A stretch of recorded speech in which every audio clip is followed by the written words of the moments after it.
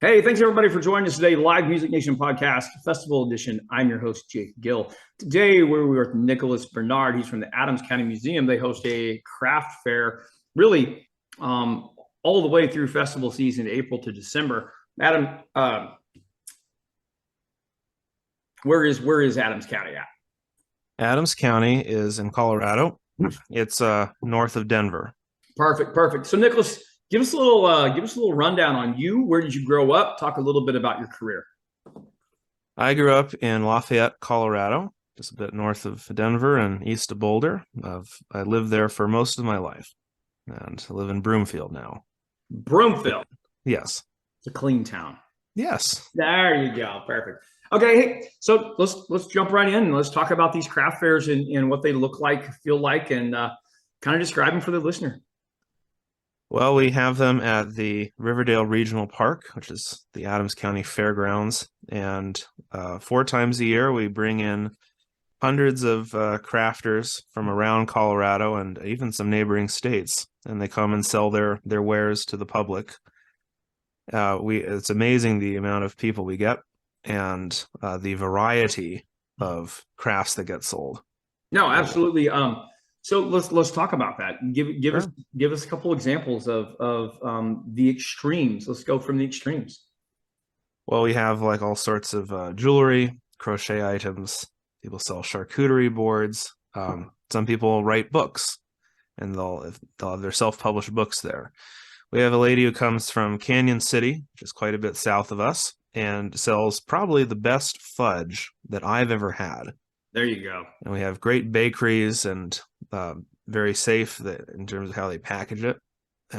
So it's been a tremendous variety.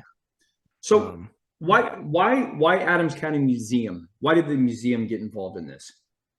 It's a fundraiser that we set up.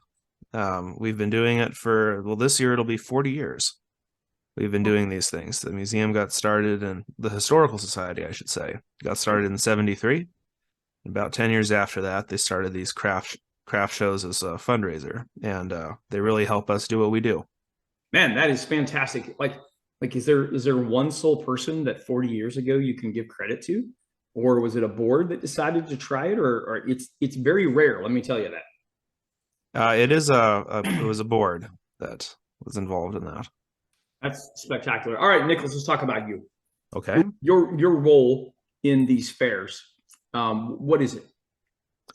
Well, I'm the manager of the museum as a whole, and we have a wonderful craft show manager that we've brought on to help work the events. And so I just sort of help with one thing I'll do is I'll take registrations from people. People will mail them in. We've set up an online form. That's been doing gangbusters. So I get people registered for the show, and at the event, I help put up signs and help where there's problems, talk to people. If people have questions about it ahead of the show, I answer that, and I get the emails out to people, letting them know that they're confirmed. So just I help wherever I can with it. What do you enjoy the most about that role? I love talking to people with it. Yeah. I love meeting all these people and the feeling that I'm helping them get their goods out. I love the feeling that I'm supporting hundreds of small businesses every Yeah, day. no, it's spectacular what you guys are doing. When I took a look at the website, I was just astonished as it goes through there. We use the word community a lot, and just describing, we live in the community and we do that. But really, when you community doesn't have to necessarily mean a certain border or a certain aspect as it goes through there. Like your community, like you said, it extends counties, it extends states. It's people with like minds and like interests, and as it's going through there, and that's so vital. We just got through February. February is National Heart Month. We really spent a lot of time highlighting numerous health studies that showed social interaction decreases your heart inflammation rates, your blood pressure, lowers blood sugar. It's crazy what happens just when you get people with like interests and like minds together as it goes through there. What this summer do you see anything adding to these events? What are some of the ideas for growth? A big one has been an online registration form. Traditionally, we've had it where people can call in and we register them over the phone, or people can mail in the form with a check. And this year we thought, well, let's peek into the 21st century a little bit. And we put a form on the website where people can just fill out their information, and then we email them an invoice. And it's the feedback from that has been tremendous. We've sold out our show for April, and we've never done that this early. And we're just about sold out for December, and in November that always sells out very quickly. So yeah, yeah. So that's been a big thing, and we're going to improve on that further. We've got more ideas of how to make it more convenient. One of my mottos is you always have to put the customer experience first, and then you work backward from there to figure out how you're going to do that. Yeah. So whereas a lot of businesses put their profit motive first, and then they figure out everything from there, you're doing it backwards. You're putting your customer service first, and then you're saying, okay, now that we have this, how can we make this profitable for the museum?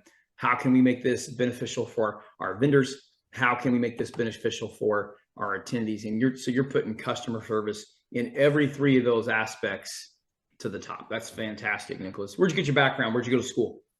I went to the University of Colorado at Boulder. I studied film, actually, and that was a very rewarding experience. I learned a lot there. Are you excited for Deion Sanders? Oh yeah. Is he a long-term stay, you think? I'm not sure. I think he might be. I hope so. Yeah. I hope so too. He appears to run a good program, so that's fantastic. Yes.